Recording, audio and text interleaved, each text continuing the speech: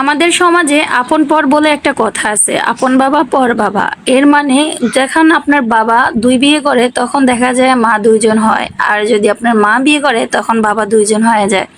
Same এই সমাজে আপনরা যখন নিজেদের বাচ্চাদেরকে বেশি প্রায়োরিটি দেয় আর পরের সন্তানদেরকে দেখে না, তো এমন হয় আপন বাবা যখন নিজের সন্তানদেরকে ভেদাভেদ করে দেখে, এক সন্তানকে ভালোবাসে আরেক সন্তানকে ভালোবাসে না। আসলে বাস্তব সমাজে আপন পর কথাটা জানি না কে ভেদাভেদ করেছে। যদি সবার একই কাতারে থাকতো আপন বলে, তাহলে হয়তো এমন হতো না। আসলে এই সমাজে সৎ বাবা সৎ মেয়ে বলতে যে কথাটা, এই কথাটা যদি আপন বাবা আপন মেয়ে হতো তাহলে হয়তো এই সমাজটা আরো সুন্দর হইতো। এভাবে ভেদাভেদ করার কারণে একে অপরকে এমনভাবে দেখে যেন শত্রুপক্ষ এভাবে দেখতেছে। তো যাই হোক, সবার জীবনে হয়তো এলোমেলো ঝড় আছে, সবার জীবনে দুঃখ আছে, কষ্ট আছে। কারো জীবনে সুখ একটু বেশি থাকে, কারো জীবনে কষ্টটার মাত্রা একটু বেশি থাকে। মানুষের জীবনে সবকিছুরই একদিন শেষ আছে, যেমন শুরু হয় তেমন শেষও হয়। সেম কষ্টটাও একদিন শেষ হবে, হয়তো এই কষ্ট দেওয়া মানুষগুলোর কথাই মনে থাকবে, সেটা আপন বলেন আর পর বলেন।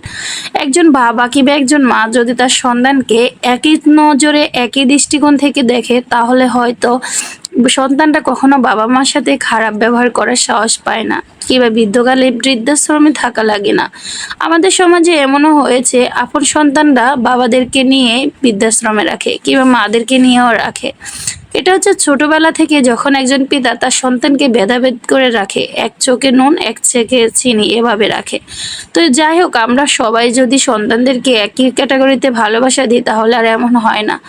দেখেন, ও আমার বাচ্চাদেরকে দুষ্টামির জন্য কোথায় উঠায় আটকাইতেছে, এটা কিন্তু ঠিক কাজ করতেছে না। কিন্তু যখন ভিডিও অন করেছি তখন সে চালাকি করে বলতেছে কাজ করার জন্য উঠাইছি।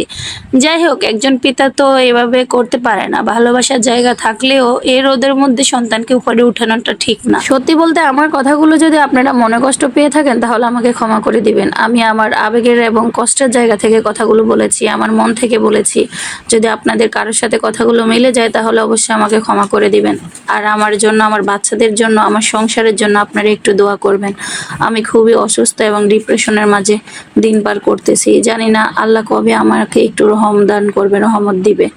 আপনারা সবাই একটু ভালোবাসা দিয়ে পাশে থাকবেন। আপনাদের ভালোবাসা পেতে চাই, আর কিছুই না। আর দোয়া করবেন আমাদের জন্য সবাই।